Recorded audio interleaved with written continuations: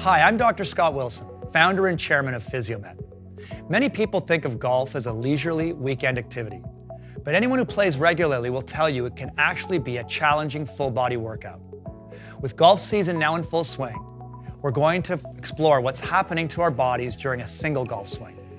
By understanding which muscle groups are used when swinging your club, you'll know what to work on in the gym and on the course so you can improve your performance and enjoyment of the game.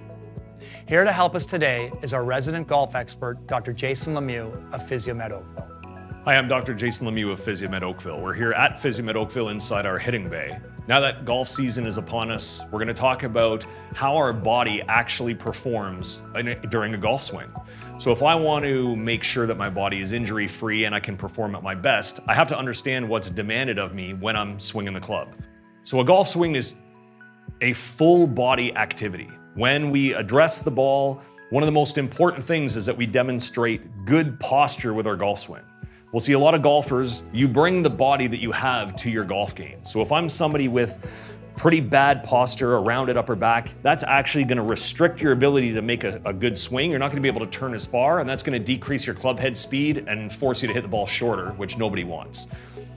So once I work on my posture, a good upright spine, good mobility in my hips, as we start the swing, we need to understand that we transfer energy from the ground up. And the golf swing is really just an expression of energy transfer. If we look at the top players in the world and see what it is they do when they take the club back, we're gonna see a certain characteristic pressure change through their feet to the ground. So making sure that the muscles and the joints of our feet work properly is incredibly important and something that a lot of people ignore. Once I get to the top of my backswing, now as I continue to transfer energy from the ground up, we're gonna get to the most important part of our body for our golf swing, and that's our hips. The glutes are known as the king of the golf swing, because as I rotate my shoulders back to the top of the backswing, to start my downswing, I need to be able to drive through the ground and create some separation of my upper and lower body.